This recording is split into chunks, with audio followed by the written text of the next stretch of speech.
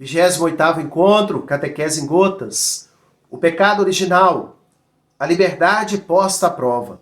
Deus criou o homem, à sua imagem, e o constituiu em sua amizade. Criatura espiritual, o homem só pode viver esta amizade como livre submissão a Deus. É o que exprime a proibição feita ao homem de comer da árvore do conhecimento do bem e do mal. Pois no dia em que dela comeres, terás de morrer. A árvore do conhecimento do bem e do mal, em Gênesis 2,17, evoca simbolicamente o limite intransponível que o homem, como criatura, deve livremente reconhecer e respeitar com confiança. O homem depende do Criador. Está submetido às leis da criação e às normas morais que regem o uso da liberdade. O primeiro pecado do homem. O homem, tentado pelo diabo, deixou morrer em seu coração a confiança em seu Criador.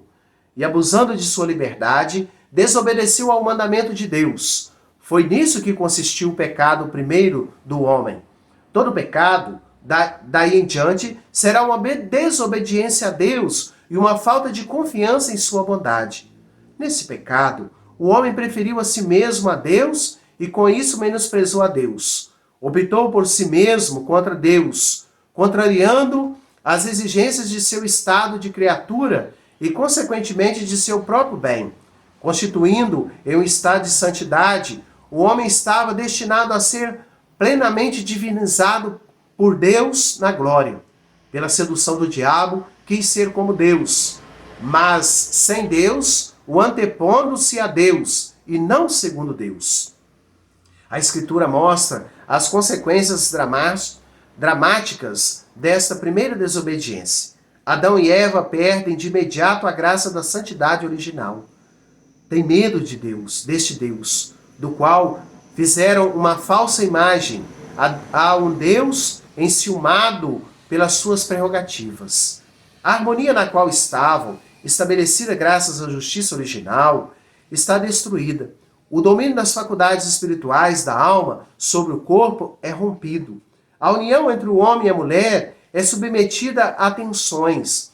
Suas relações serão marcadas pela cupidez e pela dominação. A harmonia com a criação está rompida. A criação visível torna-se para o homem estranha e hostil. Por causa do homem, a criação está submetida à servidão da corrupção.